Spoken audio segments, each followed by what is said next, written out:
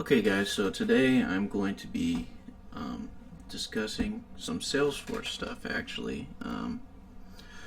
That's different from what I normally do, but I'm a Salesforce analyst most of the time now since I left the world of visual effects and motion graphics. But anyway, basically what I'm going to walk you through is how to use the approval process in Apex. So basically what I'm going to walk you through is not how to invoke an approval process, but how to pull all the information you need from an approval process to list that data somewhere, or to use it in reports or whatever. So basically what I'm going to walk you through first is the approval process has 6 different tables or objects within Salesforce, and they're all under this process instance stuff. Actually, there's only 5 because process node really isn't used with that table. So basically what I'm going to go through is basically how the structure is. So all of these tables link back to process instance. So for the approval process, anything that's ever been inside the approval process in Salesforce is going to be in this process instance table when you query for it. So that means things that are still inside the approval process, anything that has been approved through the approval process, rejected, reopened, whatever. It will all reside in this process instance object. In the process instance history object, you're going to get all of the different steps that process or that approval process has been through. So say you have 15 different steps for your approval process, you'll be able to find them here in the process instance history object. Now, what's important about the process instance history object is that it's only a read-only object. What that means is you can't just query the process instance history object. It has to be, when you query this object, it has to be nested inside of another query. So what you typically do is query process instance and have a nested select statement inside that process instance query, and I'll go over that in just a little bit. The next one is this process instance node. Basically, it's kind of just showing you the ID for the steps that it's in. I've personally not found much use for this. It's really not all that valuable, but that's what it's for. And process instance step is just information about the particular step that the approval is currently in. So the most useful field in here is where is it at? The step node ID, which will then get you back to this process node name. The process node name is the only thing, in my opinion, that's useful inside of process instance node, which will show you the name of the step that you're in. So if that's that important to you, you can get that information that way.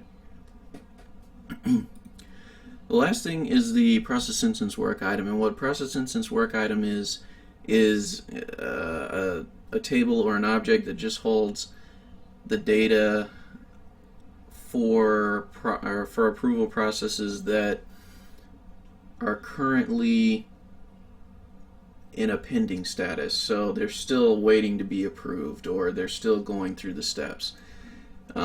Anything that's been approved or rejected won't reside in this table. So that's important to know. It's useful, but ultimately I think the 2 tables that you'll be dealing with most are going to be process instance and process instance history, and I'm going to show you how to work with them, and the way you work with them will be the same as pretty similar to the way you'd work with these. So let's go through that. So basically, if you wanted to pull the information from process instance, you would maybe make a list and query for the data that you need. So I've already kind of got that set up. I'll copy it over here and walk you through exactly what's going on. Maybe if I can get it to copy. Okay. So obviously we need a class public approval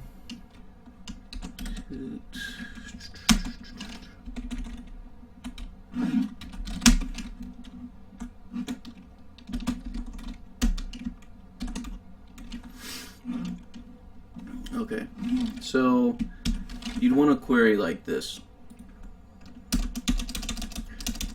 and what that does here is you're of course making a list of process instance, nothing special there, and then you're naming it of course, and you're doing your select statement. So the select statement here is just pulling the fields. You'd only want to pull the fields you need for the project I was working on. These were important to me. And then here you're going to write this. If you wanted to query for the process instance history, this is where that nested select statement or that nested query comes in. And so the way that you query for this is you do a select ID, process instance ID, blah blah blah blah blah, from steps and work items. You don't do it from the process instance history. The way they have you query for it is through the steps and work items. And then of course this all comes from a process instance table, and yes, this is not important. This is just for the code that I was writing, that was important. So now that we've seen kind of what a select statement looks like, let me walk you through the fields here. So the ID of the process instance is going to be the typical ID that you find in any Salesforce table, or generally any Salesforce object, or any regular Oracle database table or something. It's just a unique ID that's assigned to it by the system. That way you can, if you wanted to, pull by its unique process instance ID, or ID, I should say. So the next here is the target object ID. What the target object ID inside of these approval process instance tables are the actual record IDs for the record that is represented by this approval process. So say you had a case that was in the approval process. That case would have its record ID stored in this target object ID. That's very important to note. That makes this a whole lot easier to work with, especially if you know how to use maps, etc. The next is status. Status is just the status that you see for the approval process, whether it's pending, approved, whatever. That's all that is. Completed date is the date that this field will only be filled out if you have actually approved or rejected an approval process. So otherwise it will be null if it still exists inside. Last actor ID is the last actor who touched this approval process, made any changes to it, whatever. This is a lookup to the user table. So if you wanted to, use this, note that it is a user. It's not a contact or anything else. Submitted by ID. This is also just who was the original submitter into the approval process. So whoever actually hit that submit button originally, This is also lookup to the user table. Yeah. Created date, date it was created, pretty self-explanatory. Most of these are pretty identical whenever you get into all of these tables. So for instance, this is the process instance history table now that we're hitting. But the process instance ID is the same. This is, I should specify. Okay, so this is the ID for the process instance history list, really, because this is going to return a list. I'll explain that later. This is the ID for the process instance that this history is attached to. So it would be, the ID of this process instance here. The next is the step status. So, this is pretty much the same as the status for a process instance. Really no difference except for the name of the field. The original actor ID, that is a lookup to the user table for the original person that was assigned to this step in the process instance. The actor ID is the person who is currently assigned to this step in the process instance. Created date, pretty self-explanatory. I don't think I need to go over that. Mod stamp, honestly don't think we even needed to query for that. We were probably trying to use it for something else, but basically that's just the last time anything was altered with this step. That's where the mod stamp comes in. And then here we're ordering, this is just SQL commands, ordering by created date, etc.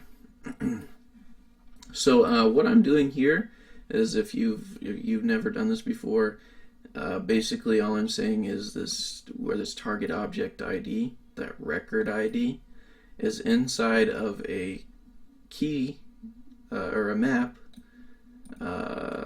and I'm just iterating through its key set to find the records that I want.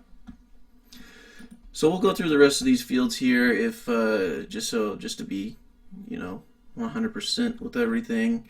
Elapsed time in days, hours, and minutes, completely useless. Don't use them. I don't understand them. The data that's put in them is trash.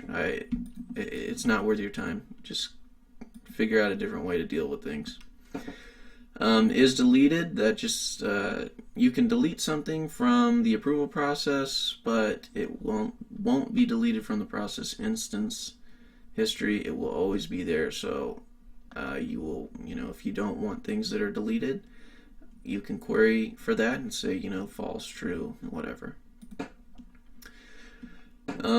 Created date, that's pretty self-explanatory. Created by ID, who created. This is a lookup to the user table. This is saying, who created it, etc.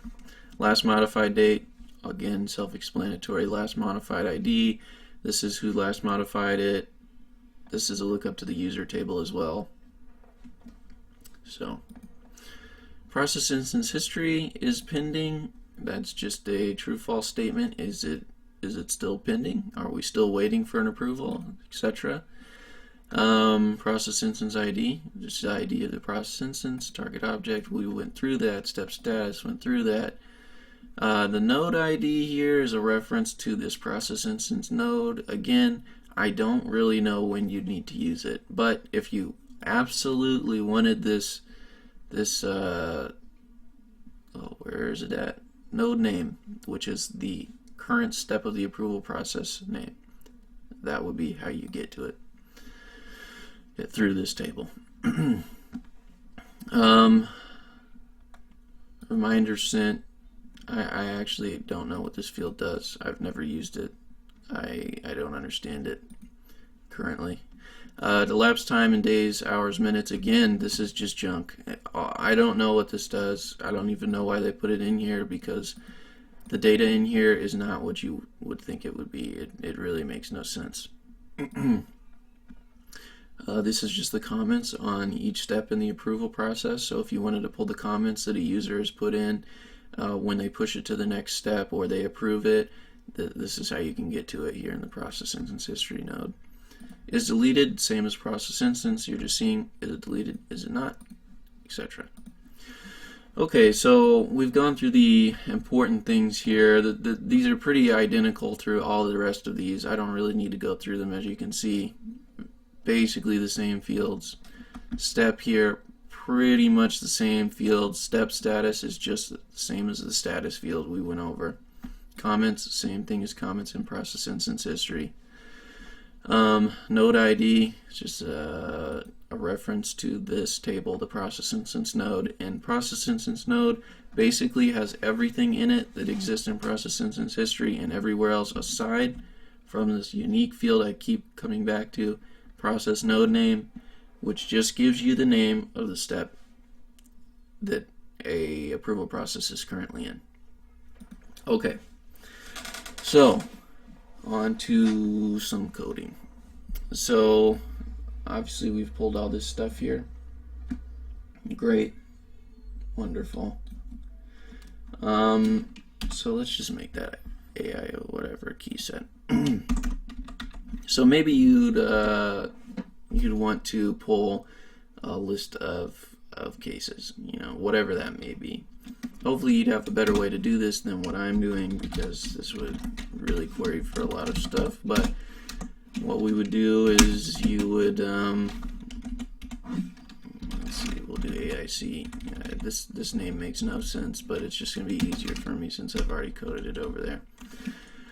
And then you just query for something. So if you wanted everything, for instance, you would just do, you know, select ID from case, and that's it. And then if you've never made a map before, you should, especially if you're working in Salesforce, because they really speed up your processing. If you don't know what they are, make sure you Google them. I'm not going to go over them.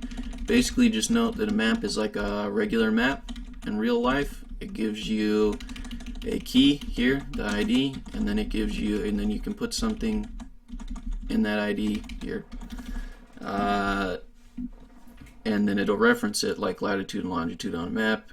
If you look at a very specific latitude and longitude point, the key, then you will only get one very specific location on a real map, which is, in this case, my case object. So basically all we're going to do here is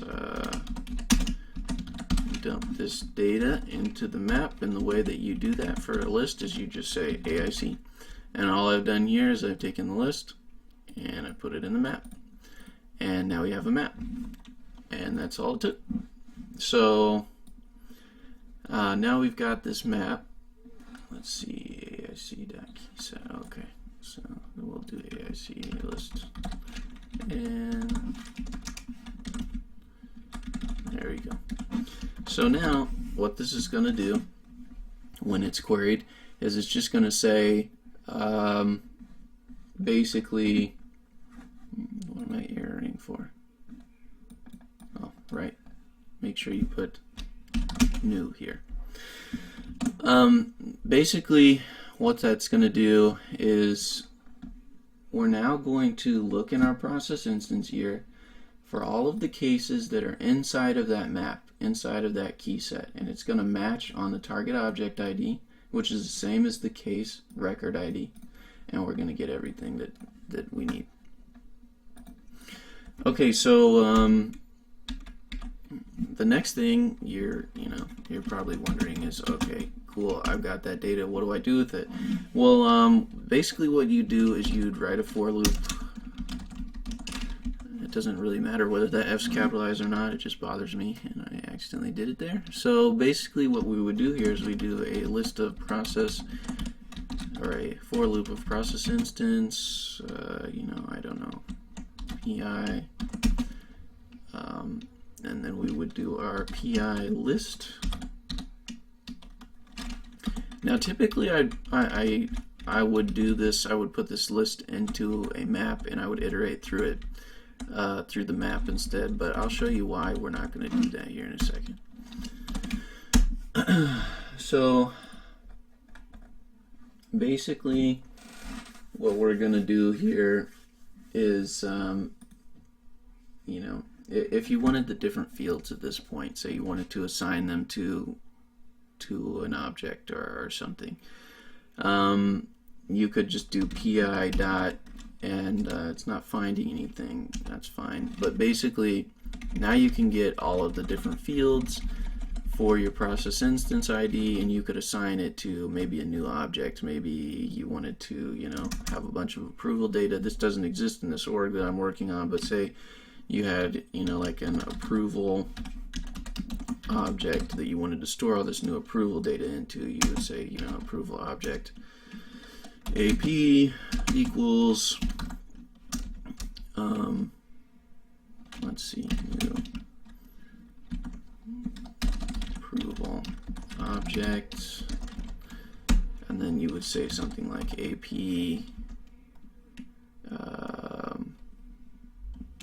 dot, I don't know. This is pending you had this object all set up with fields. If you had that, there would be a field name that popped up. Maybe you wanted the date, the completed date. You set that equal to the pi dot completed date, right? Okay. So now you have that information there.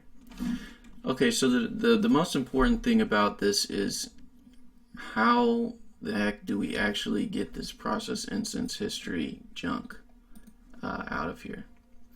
And basically what we do here is you can do this two different ways.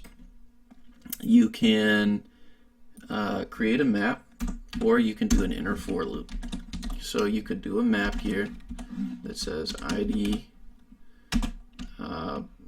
process instance history, ph map or something equals this again with the words new and without that, and boom.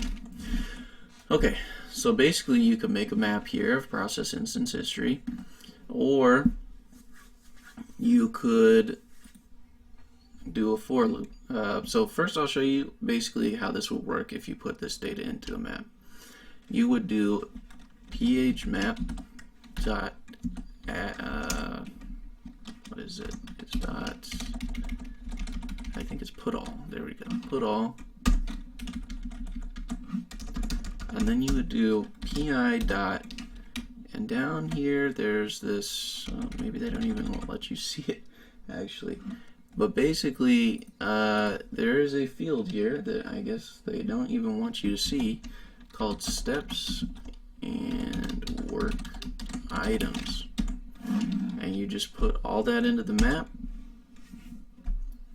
and that will give you your steps and work items. Now you have all that process instance history, the list that it produces here each time you go through one process instance into this map.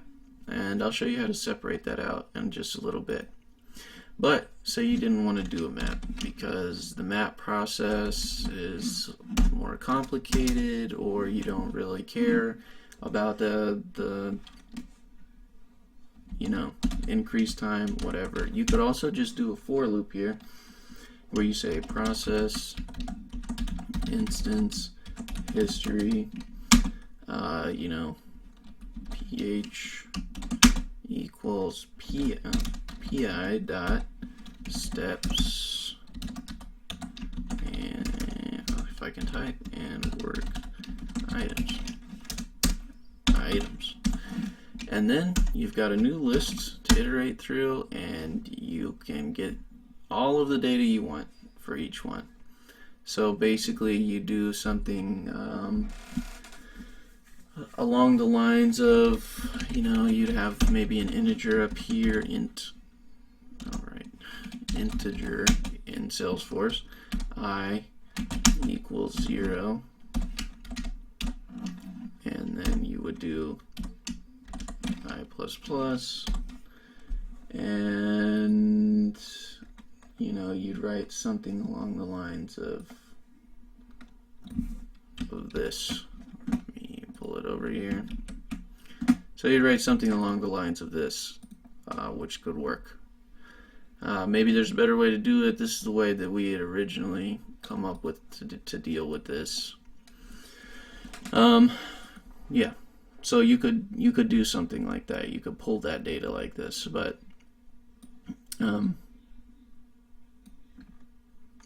there are, yeah, I don't know what else to say. There's not really a better way to do it.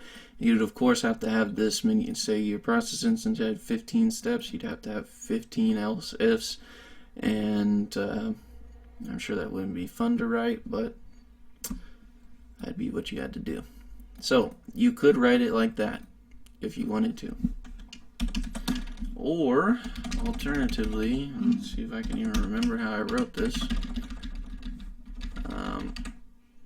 You would basically put this into a map, and what you would do is you would separate the map out. So the difficulty here is getting each step out of here once you have it in a map. So basically you'd make an equivalent amount of lists to what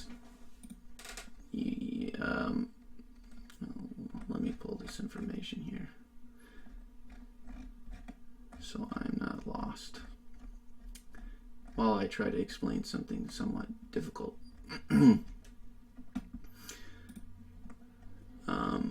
Okay.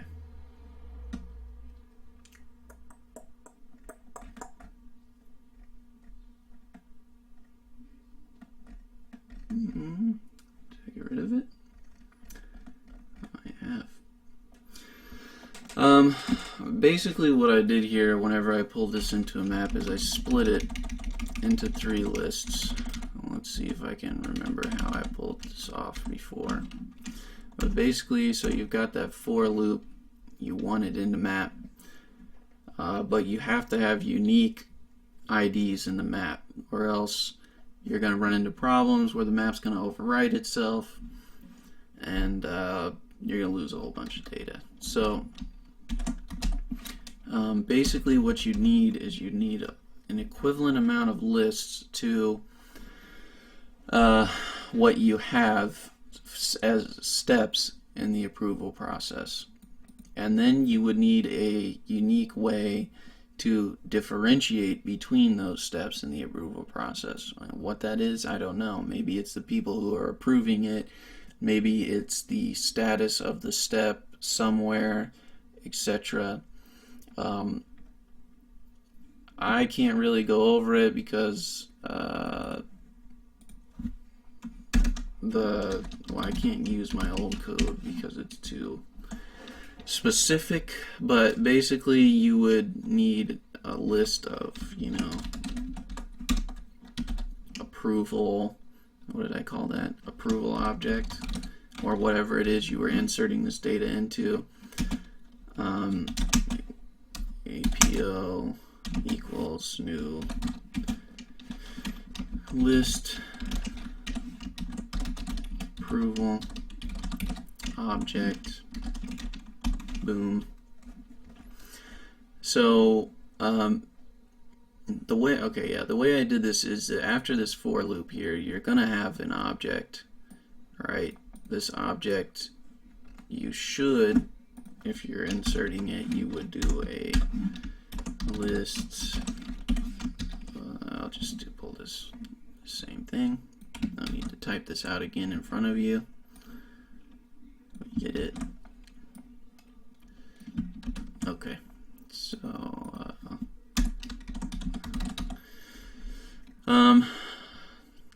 So basically what you do at the end of this, through each of the for loops, is of course you would do what you typically do, is you would do a ap inserts dot add, and then you would add the AP object that you've made it.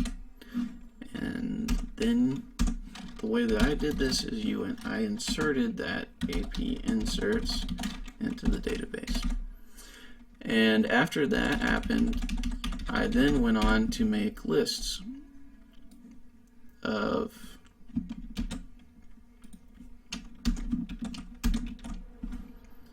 and this would be, APO step 1, step 2, step 3, and all of these, this gets really complicated, I'm sorry. But basically what you would need to do for all these AP objects is you would do, AP.process. And there's always different ways to do this, of course, so you might have a better one that you think of. Feel free to share that, that would be great. The way that I did this is I had to add the process instance ID as a hidden field that I could then reference for these lists for this map. And basically, how do I do that, right? Okay, the approval object has its own IDs, but basically what we would have to do here is for each of these approval lists is, of course, this wouldn't be a list. I would query for them basically. So in my particular case, what I did here is I queried for users that I knew were that could only be approving different steps, basically. That could be true for you. Basically, I queried for profile names that could only hit certain steps. Made it more generic, so that way I didn't have to have thousands of users. But so you'd want to make that query based on information you knew was valuable to you. I'm just going to leave them as new approval objects because that's all that really needs to be said here. You have to find something unique for each step. If you don't have something unique, find something unique. Make a flag, something like that, to differentiate between the two. At this point, what I did here is I made a map, of course, of ID approval object. I really like maps. Some people don't. They make things a lot faster. And then I did, step 1 map equals this junk.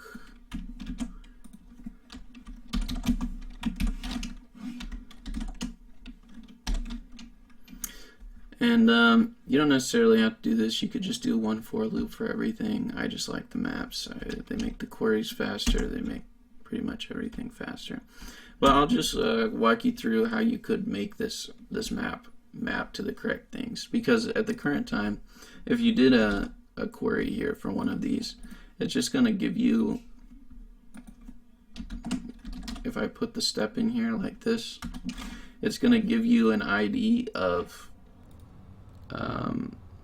the approval object's ID, which doesn't help you in this case. So basically what I need to do is I do a for loop of approval objects, step change, and APO step 1. Okay, so now we're iterating through it, and basically how you would do this to change what the ID is here for this map, rather than its default of what it would be if you passed it in that list, is you would do step 1 map dot put, and here you would put the, I should just make this more clear for you guys. You would put the approver dot, I named it process instance ID here,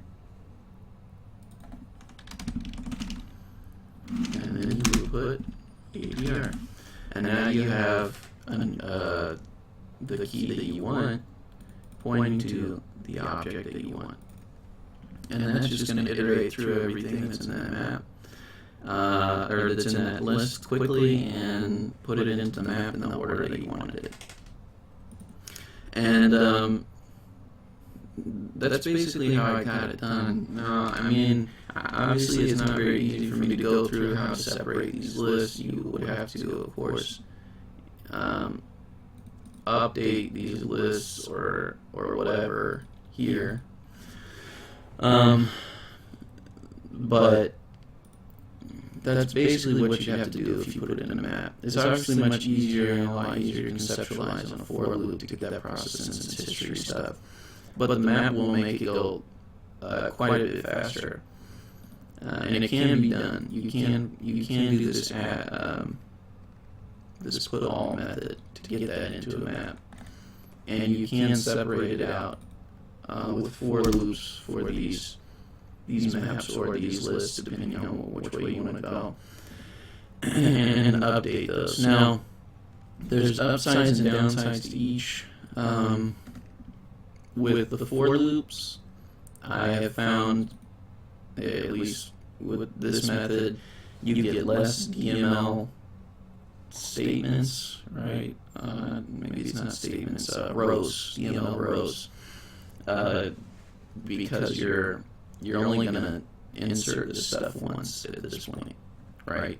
There's no need to come back down here and update them. Even though this method goes faster, you're going to have, depending on how many steps you have, you multiply DML rows, maybe you pull 2,000 object or records here, and you have to update it 3 times down here. That means you're going to hit 8,000 DML rows.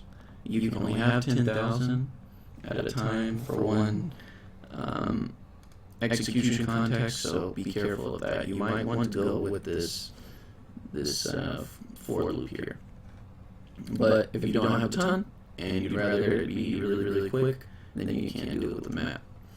So upsides and downsides. This goes much slower, this goes much faster, this version has less DML rows, this version has potentially tons more. But that's most of what there is for the approval process. If you have any questions, let me know. I will probably do another one where I show you how to invoke approval processes through code. But this took me so much time to figure out because it's so poorly documented on Salesforce's site. So I just figured I would share it since I don't really see anywhere else where it has been shared. If you have any questions with your code, let me know. I'd be happy to help. But I think that's it for today. I apologize if I missed anything that you feel was important. But like I said, I'd be happy to go over it if you just send me a question about it. Alright, thank you very much, guys. I will see you next time.